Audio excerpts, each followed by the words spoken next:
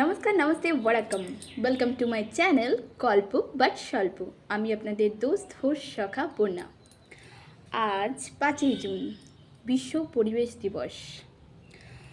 যদিও স্পেসিফিক্যালি কোনো কিছুতেই কোনো দিবস হওয়া উচিত নয়, যেমন ফাদার্স ডে, মাদার্স ডে, মা বাবার যেমন কোনো দিন হয় না, সেরকম পরিবেশেরও কোনো দিন হওয়া উচিত নয়, কারণ পরিবেশ আমাদের যা দেয় তা অনস্বীকার্য।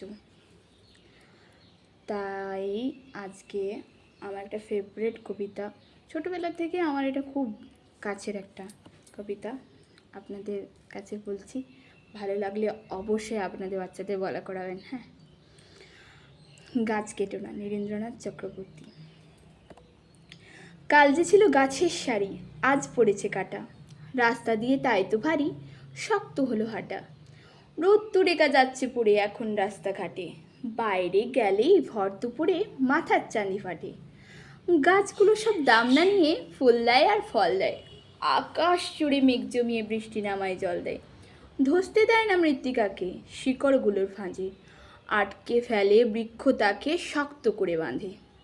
তাই তো বলি, গাছ কেটো না, গাছকে রেখো ধরে, তা না হলে ভাই লক্ষ্মী সোনা বাঁচবে কেমন করে। আজকের মতো দিনে আমার এটুকুই রিকোয়েস্ট, প্লিজ সবাই মিলে একটা করে অন্তত গাছ লাগান, তাহলে দেখবেন আমাদের পরিবেশটা কত সুন্দর হয়ে উঠবে। ওকে, আজকের মতো বাই।